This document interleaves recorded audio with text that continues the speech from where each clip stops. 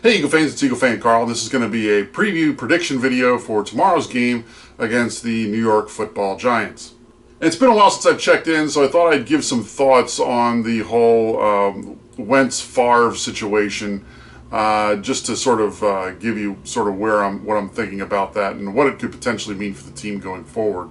First things first, I'd say that I think Brett Favre's opinion is idiotic. If you haven't heard what that was, Brett Favre was on, I think it was ESPN earlier this week, where he made the comment that he thought the Eagles made a mistake in keeping Wentz over Foles, that they should have stuck with Foles instead. I've talked about it before on my vlog in terms of what I think about Foles versus Wentz, but to suffice it to say that I think that how they've played since Foles has left the Eagles, I think suggests the Eagles made the right decision. I thought that Foles is what he is. It was very clear what he was when he was here the first time. It was very clear what he was the second time.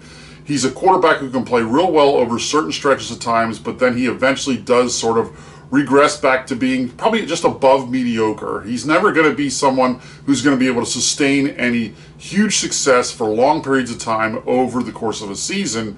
But he can have stretches where he looks really good, and we saw that in the playoffs a couple of years ago, and we saw it the next season at the end of the regular season and into the playoffs. So I think we have seen some of those stretches, but we've also seen just some of the bad games he's had, and the fact that he couldn't keep his job in Jacksonville, I think says a lot about Nick Foles as a quarterback. I love him. He'll always be, one of my sentimental favorites, but there's no way I can say that he's a great quarterback. Whereas with Wentz, I think there is still some question about just how good he can be. No doubt, he's struggling this year, so that's why a take like Brett Favre's is actually going to gain some traction and people are going to pay attention to it, because Wentz is struggling this year. But all good quarterbacks over the course of their career usually go through a period where they struggle a little bit. The real great ones get through it and end up being better as a result. And it's really a matter of time to see if that's where Wentz is. The real problem with this whole thing, though, is the dynamic that you have going on in this situation. This just isn't any old ex-quarterback that they're asking this question to and that's giving this opinion. It's one of Doug Pederson's closest friends. Obviously, they played together in Green Bay, and Pederson sort of, listens to Favre, had Favre come in to talk to the team before. So this is sort of, it is important in that respect just because of that relationship. And you saw that then in the interviews this week with the media, where it took Pederson 3 questions until he essentially distanced himself a little bit from Favre and answered the question in backing up Carson Wentz. I don't know if, Pederson didn't realize that by him saying he's entitled to his opinion and just leaving it at that, if he thought that that was enough, not realizing what that meant for his starting quarterback. If he is, then he's kind of dense to not pick up on that. But I think it really is problematic, because when you put it together then with the Jalen Hurts pick, it really raises the question of what does Pederson really think of Wentz and what is his opinion of him going forward on this team.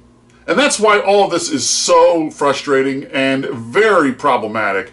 I think that, it's one of those situations that I don't know what the relationship is between Doug and Carson, but I almost feel like the two of them need to get in a room together and sort of say, listen, we've got to figure this out and make sure that we're on the same page so that we are going to be able to have success going forward. Because right now, this is not a good way or a good reflection of what the relationship is like between the head coach and the starting quarterback. And like I said, all this is made worse by the fact that Wentz has been struggling this year. You look at the stats, the Eagles are 29th in the league in passer rating. So that does suggest a lot of the problems that the Eagles have been having this year are related to Wentz and his play. I'm not going to deny that. Wentz has showed moments where he's shown sort of the old Wentz that we're used to, but then, he has, so I thought maybe after the Giants game 2 weeks ago that he was finally breaking through that, but then you look, then he goes and plays an absolute clunker against the Cowboys, and they managed to squeak that win out anyway just because the Cowboys were so bad that it really does raise questions about where he is right now in his game. And I'll be getting to that in a moment as it relates to my prediction. So let's go ahead and turn to my prediction in terms of what I think happens in the game against the Giants tomorrow. And yes, Wentz has been struggling. Like I said, the Eagles are 29th in the league in passer rating, but guess what? Doug Jones and the Giants aren't much better. They're 28th in the league in passer rating. So they're only a step above. And you see the passer ratings for the two quarterbacks right there. And a lot of that has to do with the fact of what's happening with touchdowns and interceptions. Yes, Wentz has thrown more interceptions than Jones has. But really what's going on is the reason they're as close as they are is because Wentz has made up with that by throwing touchdown passes, whereas Jones actually has more interceptions than he has touchdowns. So it is sort of, you're not talking about two quarterbacks that are having great seasons, and neither one of these obviously is making a Pro Bowl this year. But it's really sort of a pick your poison. Do you want the guy who's going to be able to score, but is going to turn the ball over more, or do you want the guy who's not turned the ball over quite as much, but is struggling with getting touchdown passes? And in any other year, we'd be talking about the Giants' running game right about now, and Saquon Barkley, and can he save the Giants from themselves and Doug Jones? But obviously that's not happening this year. And that's reflected in the fact that the Giants are struggling running the ball too. And I think that has a lot to do with the fact of their struggles as it relates to Doug Jones in the passing game if you don't have the running game to go with it to complement it. And that's the one good thing the Eagles have in this, is the Eagles actually have been okay running the ball this year when they actually commit to it. It's the Giants that have sort of struggled, so I think that's one area where to sort of look to see exactly how that's going earlier. And obviously having Miles Sanders play in this game will be a huge addition as well. But as it goes with most NFL games, I think this game is going to come down to turnovers. That's basically, I think, how we beat them a couple weeks ago, is we won the turnover battle 3-1. And the Giants, though, actually are towards the top of the league in takeaways by their defense. They've actually done a good job in taking the ball away. And in fact, their turnover differential this year, even though Jones is struggling and the offense has been turning the ball over, it's at a net 0 because the defense has been making up for that, getting their turnovers of their own. The problem with that stat is that, yes, they've got 15 turnovers for their defense, but almost half of them have come in the 2 wins they had against the Washington football team. And those, of course, are the only 2 wins they've got on their season. So really, it's come down to the fact that they've managed to feast against some really bad teams on turnovers.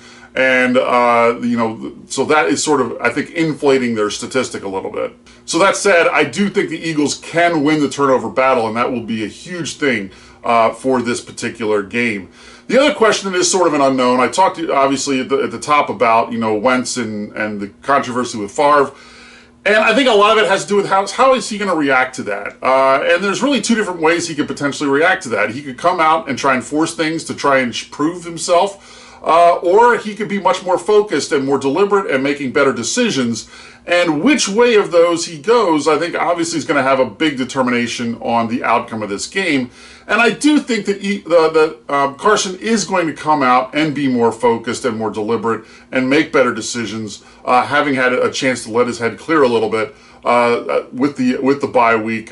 So I think that is one of those things that could ultimately play in this game, and I'm banking on that happening for Wentz, where hopefully he starts to turn it around. We saw that towards the end of last season, where finally he was able to get things going and really play at the top level of his game like we're used to seeing. So I think Wentz does come back. I think he is more focused. I think he builds off the success he had against the Giants last time we played them. Oh, and also it doesn't help the fact that the Eagles are getting a little more healthy coming into this game as well. Finally, the injury bug is starting to work itself out, so we're finally starting to get players back. Like I said, Miles Sanders being back in this game I think is huge. So all in all, I do like the Eagles' chances in this game. So my prediction for a final score, it worked last time. The closest prediction I've had this year was the Eagles-Giants game. So I'm going to go ahead and say the same score again that I said that time, and that was Eagles 27, Giants 19. Let me know in the comments below what you think. Do you think the Eagles are going to struggle in this game? Do you think the Eagles are able to go ahead and build off what they've done by winning the last 2 division games? Are we able to finally keep that ball rolling and get a 3rd win in a row? Or do we struggle? Let me know in the comments below. I'll let you know what I think afterwards. Until then, fly Eagles fly.